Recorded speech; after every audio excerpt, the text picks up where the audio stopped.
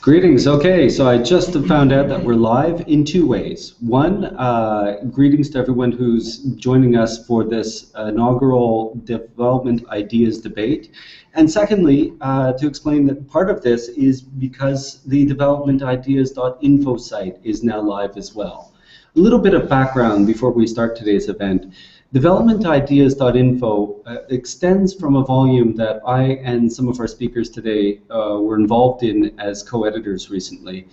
And it is a large book about how the ideas that have shaped international development, the experiences of it over time, have ended up co-evolving, if you will, and what that means in terms of prospects for the future. But of course, we wanted to go beyond a book. It was a rich exercise over 2.5 years involving 90+ authors, bringing those ideas to an interactive forum like developmentideas.info is a way that we can go beyond that and continue enriching the discussion, which will be live in multiple ways over the next 2 years.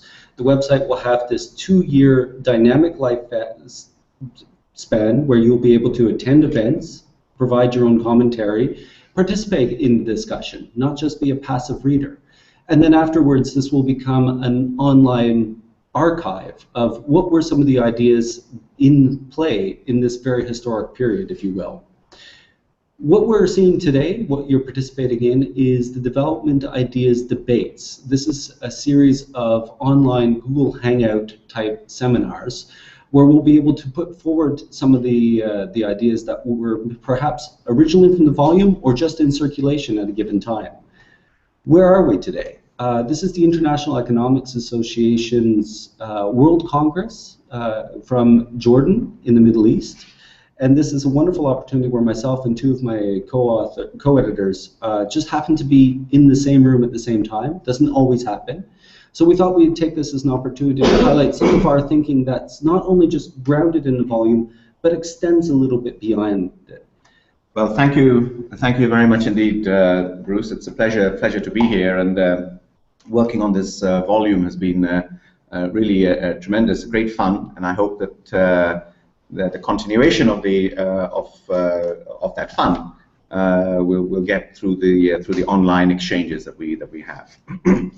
So as Bruce mentioned, the charge that we gave to the authors in the volume, in their particular areas, and there are 90 separate papers and covering 90 different areas, was essentially to look at how ideas have evolved in their area, be it health, be it education, be it gender, be it a whole range of things. And secondly, what explains the evolution of those ideas?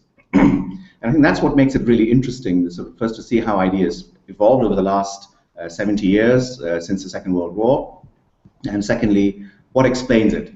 And in particular, how did events on the ground, how did facts on the ground, so to speak, influence the evolution of those ideas? So my own sort of work has been related to economic policy, and a number of papers in the volume, including a paper that I contributed, look at how facts on the ground influenced changes in economic policy. So if we were to take, for example, 1990 as a fulcrum point, and go backwards to ask the question, what happened before then, and look forward to see what happened since then. 1990 is chosen because, of course, it's the year, a very important year, in 1989, 1990, fall of the Berlin Wall, and of course the formulation of the famous Washington Consensus. And what a number of papers in the volume do is ask the question, how did we come to where we came to in 1990? What was the evolution of policies and so on which led to that particular moment in time? I don't want to go into that, but looking ahead, looking forward from 1990, you'll all recall Francis Fukuyama's famous characterization of 1990, 1989, 1990 as the end of history, by which he meant nothing much of importance can happen after that. In some sense, all the big questions have been resolved. In the political arena, he said liberal democracy has won, and in the economic arena, he said essentially free markets had won.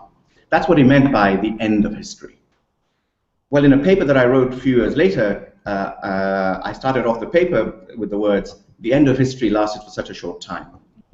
And within a very few years, of course, we began to see the tensions and the issues that arose, in particular, that something that Rohinton might talk about later on, rising inequalities, the effects of unbridled liberalization in Eastern and Central Europe, the East Asian crisis, and so on. And all of these facts on the ground have in turn led to an evolution, I would say, away from the simplistic Washington consensus perspective and towards a more nuanced view of development and development ideas. So we are where we are, and I don't want to go into the detail of 50 years before 1990 and 25 years after 1990. But we are now here at a quarter century after 1990. Looking forward, looking ahead, what is it that we see? And of course there are many, many things, but the particular thing that I want to pick up on is that it's quite interesting how many of the economic policy debates of leading up to 1990 and also years after that are what might be termed in the context of the conventional nation state. It's also referred to as the Westphalian state, the state that emerged after the Peace of Westphalia, as being a unitary entity which made policies, and it's really outcomes in that state that one thought about. And I think what's becoming very clear is that model, that way of thinking about things, is breaking down. And it's breaking down in two directions. Firstly, in an upward direction, that one has to now think of nation states interacting with each other in the global environment. And I hope Rohinton and Medhora will say a few words about that. But also actually, in some sense, in the downward direction as well, as large state entities discover that there are populations within them who have been left behind by development, and the politics of these populations and the general politics within nations turns out to be increasingly important. So let me give you one example of where this nation-state issue comes up, and that is in the new way in which we're going to have to think about development assistance. Okay. Consider the following facts. Okay. Define, using absolutely official definitions of poverty, of low-income countries and middle-income countries, absolutely official conventional definitions of the dividing line between low-income countries and in terms of per capita income and middle-income countries, and using absolutely official conventional definitions of the individual poverty line. The following two facts are true. 25 years ago, 90% of the world's poor lived in low-income countries. Today, 3/4 of the world's poor live in middle-income countries. Okay? So, 25 years ago, there was a very close connection between an individual being poor and his or her country being poor. Today, that connection is dissolving before our very eyes. Okay? And the connection between an individual being poor and the country in which that individual lives being poor is no longer what it was, as tight as it was 25, 30 years ago. Therefore, a foreign aid mechanism, a foreign aid system, which was built upon the realities of 25, 30, 50 years ago, is coming under strain. So an important question, for example, in the foreign aid debate is, should development assistance, official development assistance, continue to India? India is now a middle-income country. India is actually well above the middle-income country mark. But India has 400 million poor people. That raises a whole series of questions about whether what are the objectives of development assistance in this world? And what is the nature of global moral responsibility to the poor in a country which is itself no longer poor, according to official definitions? The question didn't arise 50 years ago, because the connection between an individual being poor and the country being poor was very tight. These are the new facts on the ground that are leading to new discussions and new debates. I'm taking a very specific case of foreign aid, but this is something that is also, from the policy point of view, extremely germane and extremely important. So to give you an example of how ideas are responding to this new reality, there's a debate in the moral philosophy, political philosophy literature between whether the global moral responsibility to an individual to a poor individual should be independent of whether the country in which that individual lives is itself poor or not. Philosophers like Thomas Pogge, Charlie Bates, and Peter Singer have taken the common humanity perspective. They've said, well, you know, it's the poor, no matter where they are, that should be our objective. And in fact, they've appealed to a type of Rawlsian argument, the argument of John Rawls, philosopher John Rawls in this. But strangely enough, one of the main critics of this position was John Rawls himself. And he argued that actually, if one thinks about the role of the nation state is absolutely central, and one cannot disentangle the responsibilities from the nation state. And so a strong Rawlsian argument would be, in some sense, that when a country becomes less poor, the individuals who live in that, the global moral responsibility to the individuals who are poor in that country changes its nature, changes its character. Now, I'm not coming out one way or the other on this debate. I'm just saying this debate would have been, in some sense, irrelevant 50 years ago. But it is now the essence of how we think about moral responsibility towards the poor. So that's an example that I want to give. The second and final example that I want to give of what's new, of what might be new, and how it's the new issues, is the following. All the debates that I talked about before, the Washington consensus, the move away from it, the move towards it, etc. Let's face it, has a very Western-centric perspective. Okay? Most of the debate, even the term Washington consensus conveys to you that it was something focused around institutions in Washington. Okay? And something that has happened in the last, I would say, and we make a strong point of this in the volume, in the last 15 to 20 years, is along with the shift in global economic power, has come a shift in the locus, in the location of where development ideas are being discussed and debated. And let's think about what issues would come up in that context, which would not normally, naturally come up in a Western-centric perspective. Of course, there are many of these, but let me just take one. Particularly, let's say, in an African context, one cannot discuss economic policy without thinking about its distributional consequences across ethnicities, across tribal groups, across religious groups, and so on. Okay? This is less of a problem. I'm not saying it's not a problem. It's less of a problem in the more homogeneous societies that we're familiar with in the West, although even that is changing now with immigration and so on. Okay. So one cannot have a standard analysis of economic policy or even a standard analysis of economic inequality using standard measures of inequality like Gini coefficients and so on. Important though that is, that's very important.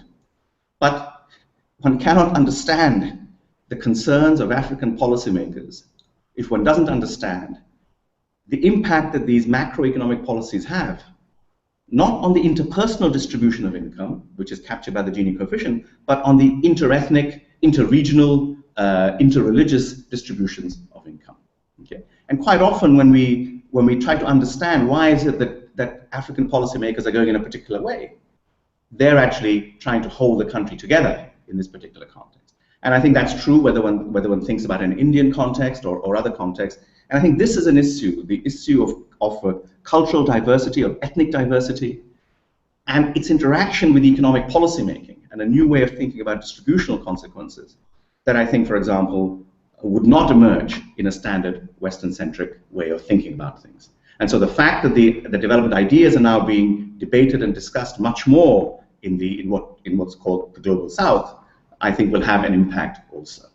So let me stop there then, Bruce, and hand over to Rohinton to take over. Thank you very much. Thank you, Ravi, and thank you, Bruce. I'd like to pick up from 2 points that Ravi made. One was the changing geography of poverty, and the second was the business about how one has to go above and beneath the nation state to understand what the next decades hold for us. So first on the first point, one of the things we do at the end of the book, David Malone, Ravi Kanbur, Bruce Currie-Alder, and I, is speculate, and we also do this in a working paper that Cornell University has published and is on its website. What might our field look like in the coming 50 years? It's easy to pontificate about the last 50 years. Well, what can we speculate about the next 50 years? One of the points we make and Ravi ended his comments on this note, was that relative inequality will come to dominate the discussion both within countries and between countries. And I'd like to expand a bit on that element and make 4 points. The first would be that the success of so many developing countries and their graduation to middle power status and into the G20 and all of that means almost by definition that inequality has increased not because the poor are getting poorer, although there are some examples, and they're mostly in war-torn regions where in fact poverty does get worse and has gotten worse in the last 2 decades. The broad brush analysis would be everyone around the world is becoming richer, but some people are becoming richer faster than others are. And so it's important to keep in mind that when we say that inequality has worsened, say in China and India, as indeed it has, in China it's approaching Latin American levels, it is because everyone's become richer, but some people are materially much better off than others. And that's a quite different dimension of challenge than the challenge in which if some people were actually becoming absolutely poor. Doesn't mean it's a better situation, I just think it's a different situation. The second point, and I mentioned China and Latin America, is exactly this, that in the old days, until quite recently actually, Brazil was the poster child for inequality in some ways. And China was held up as equality. If we stick to Gini trends only, one finds that that's almost, not quite, but has almost reversed. Chinese inequality has become worse and is approaching Latin American levels. And many Latin American countries, including and especially Brazil, but also Mexico and the Andean countries, have in fact improved their Gini coefficient. India too is in the China camp in this respect. And what I derive from this, and my co-editors might or might not buy into this, is that this is therefore, one doesn't have to be fatalistic about inequality. In the first 50 years, there was a sense that if you went through the big spurt, inequality must worsen. It's almost, you know, we were taught the bell curve in graduate school and so on. But I think the Latin American experience, because Latin America has also grown in the last decade and a half quite well, is that inequality is indeed to some extent a policy variable, that there might be a trade-off with growth, but it's not the harsh trade-off we thought. China and India tend to be in the traditional camp, but I do think that the advances in the design of social policies and social safety nets and the way redistribution and fiscal federalism works, most of these innovations being centered in Latin America shows that we are much richer today and we have a much more rich toolbox on how to deal with that trade-off between growth and inequality than we used to. So that to me is a hopeful sign, and that's my second point on this. My third point is really the one Ravi made, that inequality isn't just about income and wealth and money metric measures of inequality. If you look at where the fractures in countries and indeed between countries lie, they tend to be regional, ethnic, and religious. Now, within that, there may well be a money metric story of inequality. But the fact is, as Ravi said, if today you promulgate a policy, it's not enough, if it ever was, to say, but this will increase incomes on average by X%. You then want to delve into that and say, well, who's getting X and who's getting X minus Y and who's getting X plus delta on that one. And then what is again, the geography of that change? The fractures, for example, in China are very much regional and to an extent ethnic. What we're seeing play out in parts of Africa today again, and this is in the midst of, by African historic standards, quite remarkable growth, is actually these kinds of cleavages come to the fore. And so growth on average might be a necessary, but it's not a sufficient condition for social stability and progress. And we will see more of that, because as people become richer, they value the other things in life. And so it stands to reason that this kind of dynamic will play out more and not less. And the fourth and final point I'd make actually harkens back to something Adrian Wood wrote about almost 20 years ago now, which is it's not just inequality within countries, but inequality, trends in inequality across social groups, across countries that matter.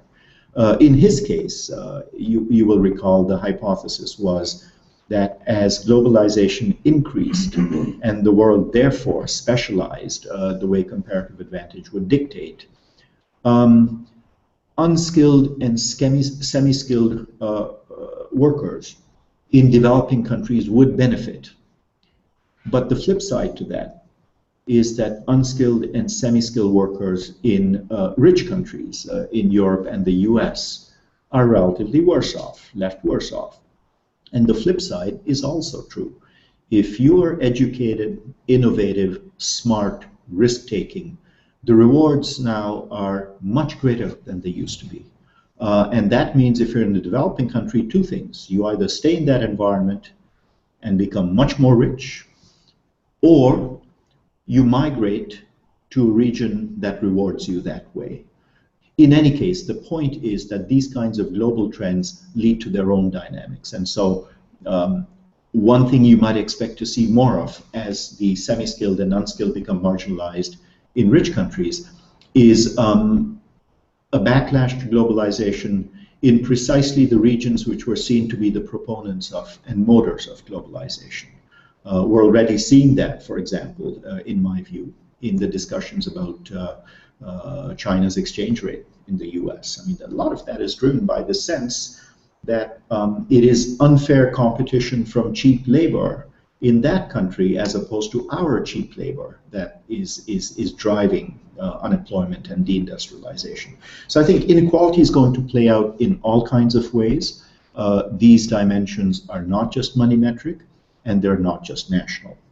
So that's one set of thoughts. The other point, and I'll make it quickly now, and maybe we can come back to it if we have time, is to derive from Ravi's point about things mattering above and beneath the nation state. And let me talk a bit about the above bit in the following sense. And my general thought here is that the development and the global governance agendas are coming together as they have never in the past.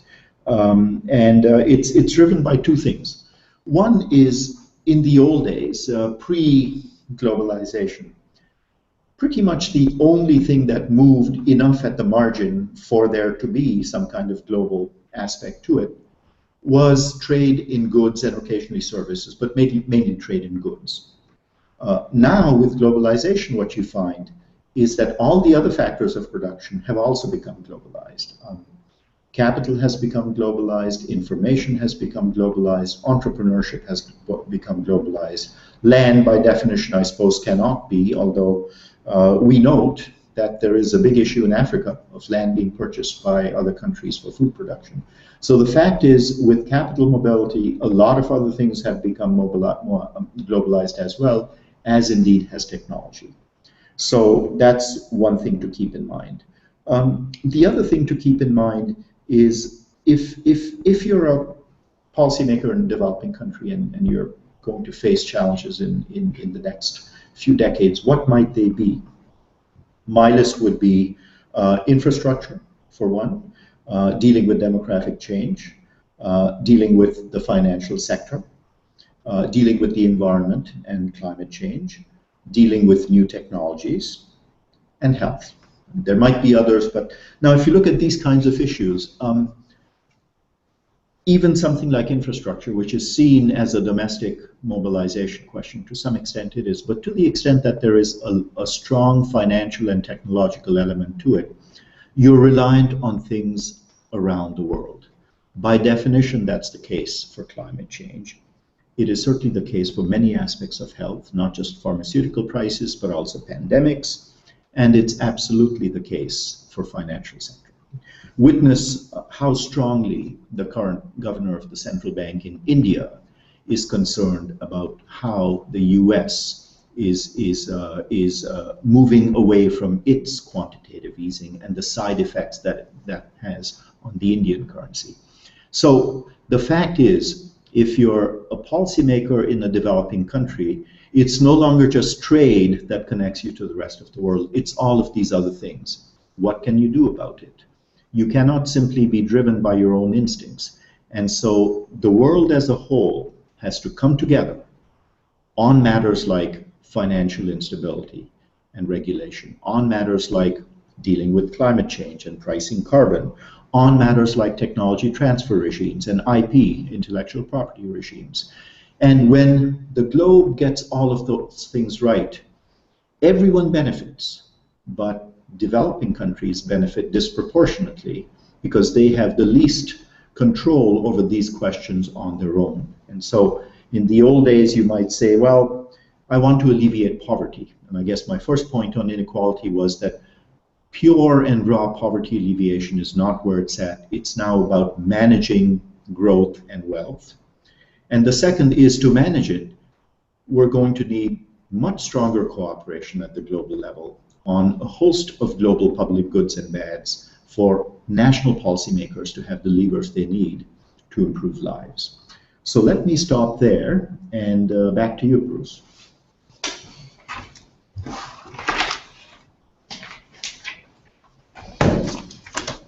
Great, thank you, Rohinton.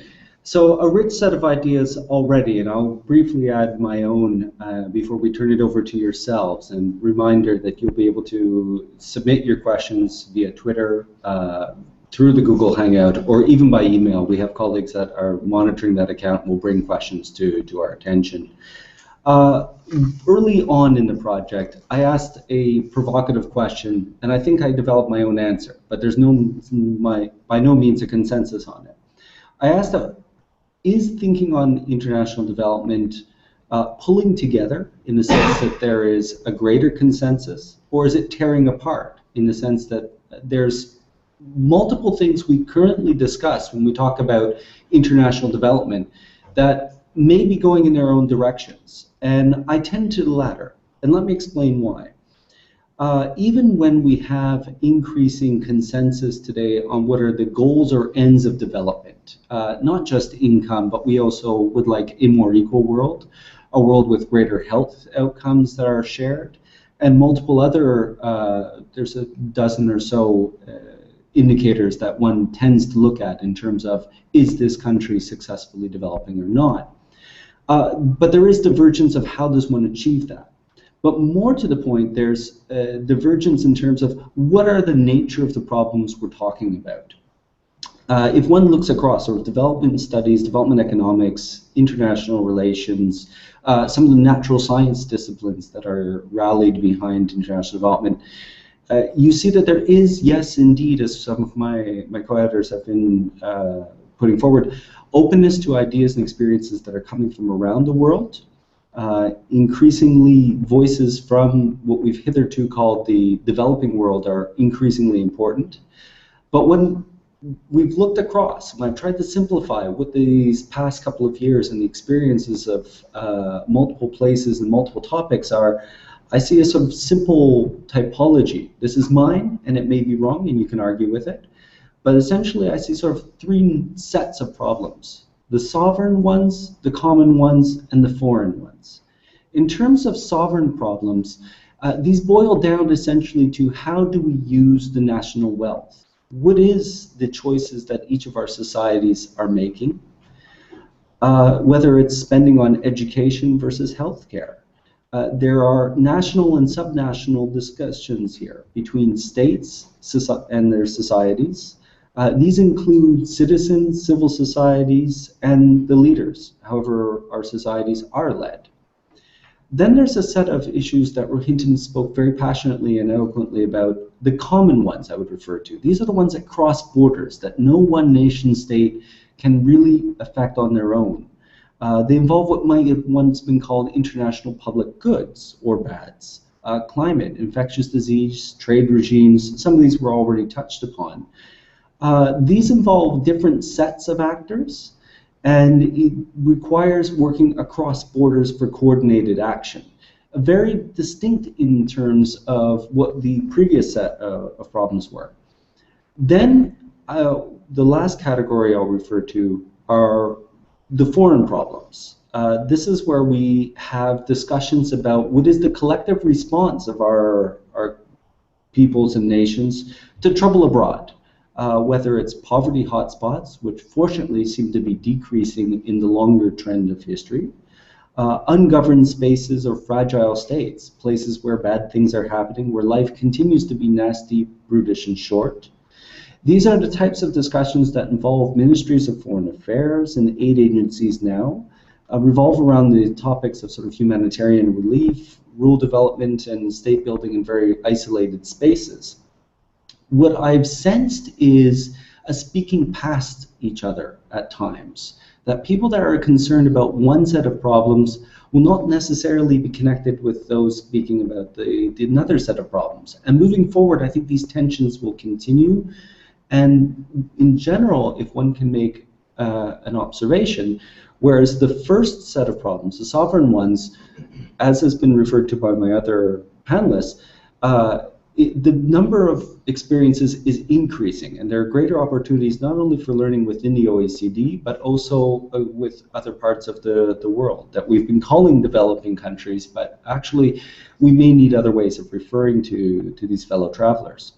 In terms of the common problems, this is probably the area of growth where we need the greatest amount of continued effort. What Rohinton has referred to in other forums as not only increasing the representation of some of our existing institutions, but where there may be opportunities to address governance gaps.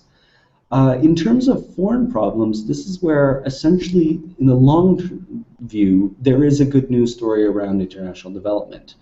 It doesn't matter which of these indicators that I referred to earlier you pick up on, almost universally, these have improved over time. So what our concern is about poor people in spaces is increasingly getting narrow in terms of the number of countries eligible, the share of the human population that is affected. And one of the sort of symptoms of success is now we're talking about the other issues, the relative inequality and what have you. So I think the last set of issues may, fortunately, maybe I'm a little bit optimistic, be shrinking, while the first set is growing. And a simple sort of heuristic, a way of remembering this, is when leaders get together representing their countries and people, one way that they can have these conversations is, do they speak about my problem, our problem, or their problems? Each of these dialogues involve discussion with actors, stakeholders, either at home, across borders, or abroad that may actually not necessarily touch upon the daily existence of our citizens. Lastly, I'd just like to state that I think that this also speaks to an opportunity for mutual learning, where international development has tended to be considered a silo, something off on the side, something about those poor places out there. Increasingly, if one looks at the sovereign problems, there's opportunities for mutual learning, where different countries are struggling with similar challenges. And some of the challenges that a particular part of the world may be facing, such as water scarcity here in the Middle East, other countries will be facing that over the coming decades. So there's a possibility for mutual learning not only contemporaneously, right now, but also thinking about how societies face these challenges now or recently that others will be facing in the near future. So with that, I think we're going to turn over to the question and answer period, and where there are opportunities for each of us to jump in with additional points, we will do so. So at this point, I'm just going to see what we already have in the queue for certain questions.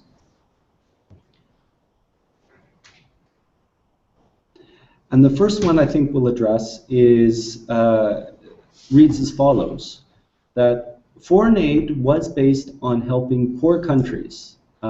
Ravi, now that the majority of poor people are living in middle-income countries, does this mean that individual giving by the rich in India or abroad should supplant bilateral aid or aid agencies as we've referred to them till now?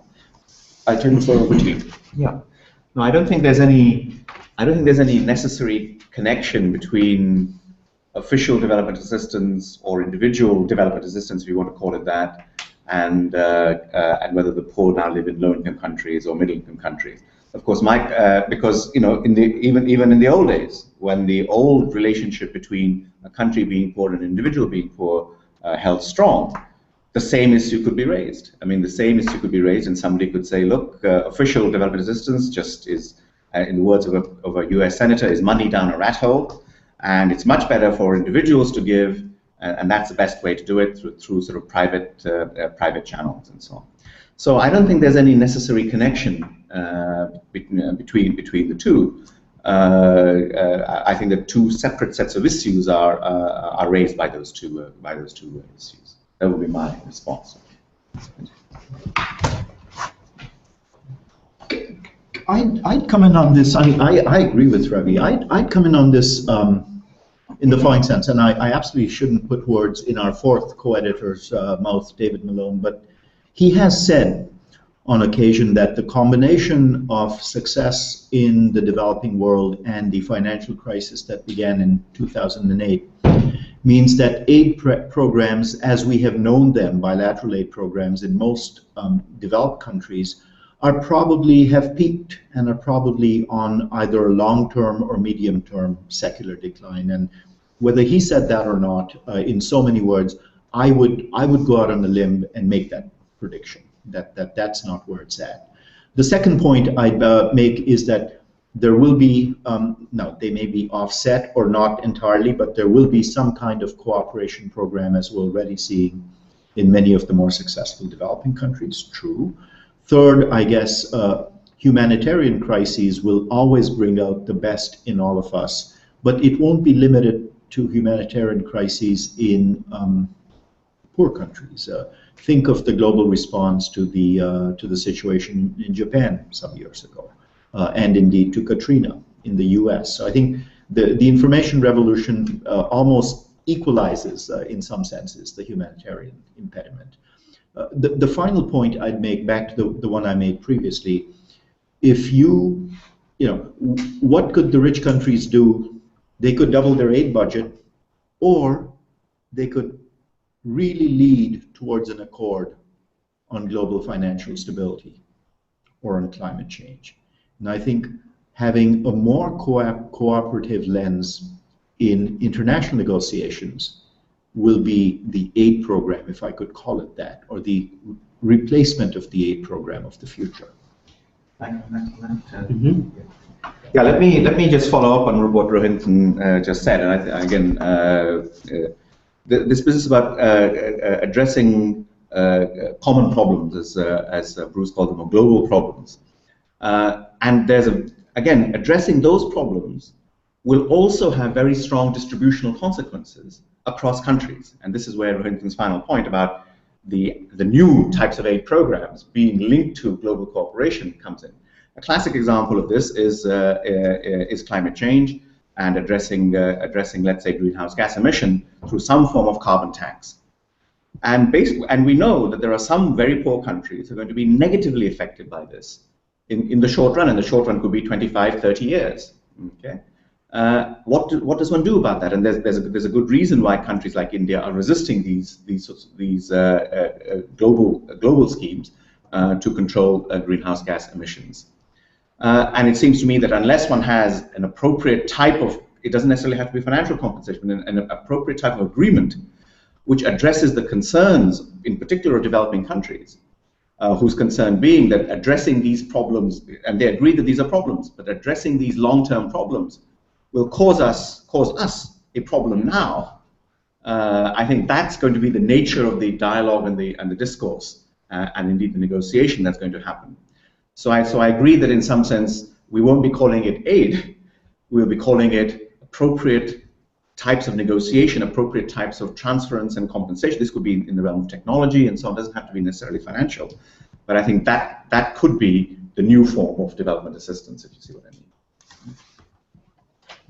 mean. Thank you. So let's see what else we have.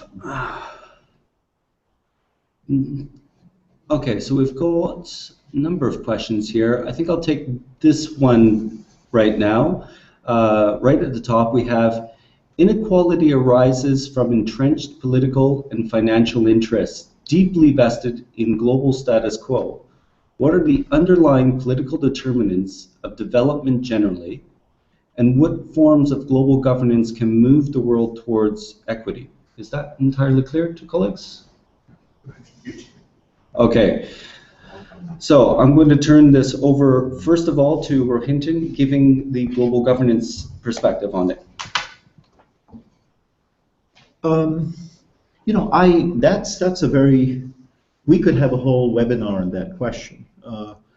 I wouldn't disagree with the premise of the question that inequality isn't just situation driven, but its roots lie in things that are, as the question states, historic, social, based on all kinds of history and ethnicity and other things, and indeed is if you will, time dependent, meaning if you're rich today, chances are your children will be rich tomorrow, and on and on. That's your point about financial contradiction. That's true. But I hope the implication of that very obviously correct statement isn't that fatalism should rule. The question is, what can we do through the process of change? What can we do through our actions and those of our policymakers to counteract some of that inertia in wealth? The people, you know, before the wheel was invented, people who rolled stones were probably rich, and the wheel was invented. And you know, before smartphones came along, the firms that made pagers and better pagers, their shareholders were rich, and so on. My point is that certainly technological change is one inflection point that consistently disrupts existing patterns of distribution. The second, as I illustrated in my example of Brazil versus China, is that there are ways to design social policy in a way that within a measurable and finite period, we're not talking generations. In Brazil's case, we're talking the last 10 years. Within a decade, you can materially change your wealth and income, if not wealth, certainly the income distribution pattern, through new forms of labor, through new forms of industry and innovation. So does that mean that everyone becomes richer, equally well off? No. If you're in the interior, in the Amazon interior, and are a tribal of some kind, of course you will still have the cards stacked against you. But that stacking becomes less evident through these kinds of disruptive change. So I do think that technological change and how you design social policy, and how, in fact, more broadly you shape the public discourse around how much equity and how much empathy you have for your fellow citizens, is an important human motivator. And I wouldn't want to give up on those other tools as well. Another question has just come in. We'll read right now. What impacts have the MDGs had, and what will the impact of the post-2015 debates? What will be the impact of the post-2015 debates? First one up will be Ravi on this one. Well, before I answer that question, let me take up the last one, which was in terms of the question was about organizations like Oxfam moving their headquarters to. Actually, again, I may be wrong on this, but I think it's not so much that Oxfam is moving its headquarters to developing countries. It's that Oxfam is becoming much more of a federation of organizations. There's Oxfam India, and that's the case that I know reasonably well. Oxfam India, which is in some sense become almost independent of Oxfam in Britain. And again, the idea here is now that, in fact, again, because of this, India now being a middle-income countries, it's actually quite difficult for Oxfam India to now raise funds from aid agencies outside. And so Oxfam India is putting a lot of effort into raising its funds from the newly emerging Indian middle class. And I think that can only be to the good. I mean, that's a dynamic that we will see. That's another one of the dynamics that we're going to see over the next 15, 20 years. So that's just an observation on that. So on the MDGs, etc. This is of course what impact of the MDGs had. It's in a technical sense, it is almost impossible to establish this thing, right? Because it's very difficult to attribute anything along these lines. So one's answer to this would have to be sort of a gut feeling and anecdotal almost, rather than, well, you know, I ran this very particular econometric analysis and came out with it. My own view is that it has been positive, it has been influential, and where it has been influential, I think, is where local civil society has used the MDG dialogue to put pressure on their governments, and in some sense, it's analogous to the uses to which the Human Development Index was put. And there's a sort of an old story about an exchange between Amartya Sen and Mahbub al-Haq. Who Mahbub al-Haq was the person who started the Human Development Report, and Amartya Sen, of course, was the intellectual guide. And Amartya Sen says that, you know, when they were discussing, there are all these technical problems with the Human Development Index, and the weights, and so on and so forth. And Mahbub al-Haq said, of course, I understand all these technical problems, but my job, my objective, is to put an index out there that countries will compare themselves against. And so that country A will then see that it's falling behind, and then that will put pressure on it from its own civil society to do something about the education dimension, the health dimension, and so on. So I see the MDG dialogue a little bit in that actually quite a lot in that context. That it's not so much the specifics of it, although, you know, it's good to have those numbers and so on, and because that then leads to monitoring, etc. It's the overall context of the dialogue which I think is important, and I think in that context, I would say, again, very anecdotally, there's some technical analysis that people have done, but I would say quite anecdotally that in fact it has had a positive effect. And similarly, I think one should think of the post-2015 the post-2015 dialogue that is now currently going on as not necessarily a cut and dried thing where you say you have to get this into the discourse or that into the discourse. Of course, I myself have my favorite things that one should get into the discourse. I have been arguing that, for example, social protection was missing from the MDGs, and that we should aim to get that in to the current discussion. And I and Errol Fishbein and Ruslan Yemsov have written papers about this. But in some sense, that is, and everybody will try to do that. But what's important to me is the overall process and the overall dialogue, and making this a vehicle, a platform for both local and global civil society to hold governments to account on this. And again, not necessarily in terms of the specifics of it, but once governments sign on to this as a general thing, then I think their populations can hold them up, can hold them to account through that process. So that's my view on the role of the MDG dialogue, and indeed the post-MDG dialogue.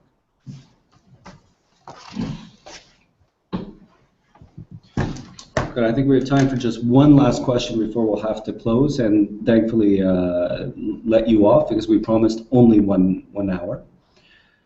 Let me see what we have in the hopper. Okay. Rohinton, you had raised the point that development is increasingly concerned with relative inequality rather than absolute poverty. To what extent are development organizations fit for this purpose? What rearrangements of existing institutions or global governance might need to occur moving forward? Would you be willing to take that on? I think you all should. Okay. For myself, let me see, I'll start with this one.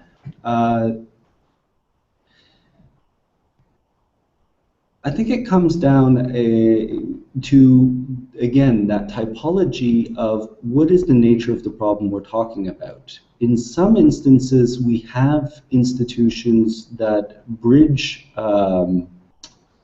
for dealing with some of these issues already, whether it's trade regime, to a certain extent on climate change. IPCC is a set of organizations, but it's not necessarily problem solving, as we've seen. There are others where there may be gaps. In some points of development, there may be a change, not so much in terms of the organization structure, but what is the role in the problem. where we're talking about sovereign problems, for example, something like the OECD, even though it's not referred to as a development organization, works well in terms of fostering these opportunities for mutual learning, standard setting, comparative analysis, rather than solving the problem, if you will, brokering the universal agreement. In other cases, we have forums where there is information exchange, but there isn't any decision-making, much less sort of responsibility-taking. So I don't feel like I'm the best person to answer this, but I think we have to ask ourselves, what is the nature of the development problem that they're addressing? And not so much the structure, but their role in addressing that particular problem. Colleagues, can I have one of you come? Thanks, Bruce. I guess the question, to be clear, I assume the question is asking, do international development institutions, do we have the right ones, and are they addressing inequality rather than poverty? And I guess my answer would be kind of. I still find in the reading the work of the IFIs and so on that there's still a lot of concern about poverty, about the poverty line, how it's measured, how many people are below it, and there's still that feel to it. So I would say certainly on the public affairs and rhetoric side, there's still the sense, and especially in aid programs, which consciously have in their slogans things like "Make Poverty History" and so on, the sense that we're fighting poverty, not something else. The second point I'd make is that said, a lot of, and Bruce mentioned the OECD as an information exchange, I do think a lot of the energies of these institutions is now devoted towards designing social policy, in bringing in inequality issues much more centrally into their discussions. The IMF, of all places, is now producing papers on inequality. So, you know, the earth must be moving in some senses. But the third point I'd make here, slightly more cautious note, is that, remember, both Ravi and I said the nature of inequality that now challenges us isn't just income or even wealth inequality. It is regional, ethnic, and religious. Now those are profoundly touchy and domestic subjects.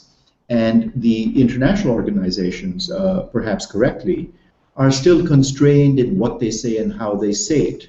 And you're just not going to find a bank or a UNDP report that deals head-on with these kinds of discrimination-based and historic-based inequality, because it's not even in their mandates. And so you'll still find sort of technocratic language trying to get at something when sometimes you will have to call a spade a spade.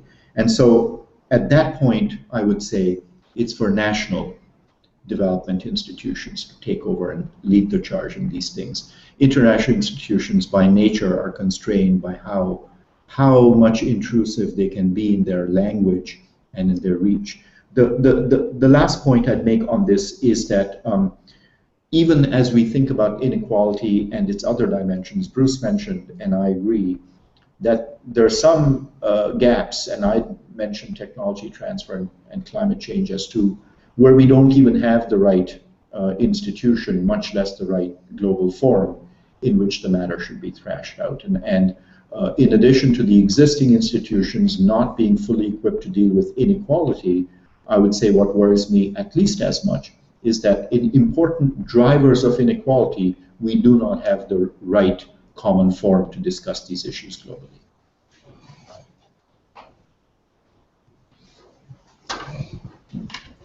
Thank you. So with that, I think it's time for a round of thank yous. First of all, to Ravi and Rohinton for being generous with their time and joining me here in Jordan to be able to interact with yourselves.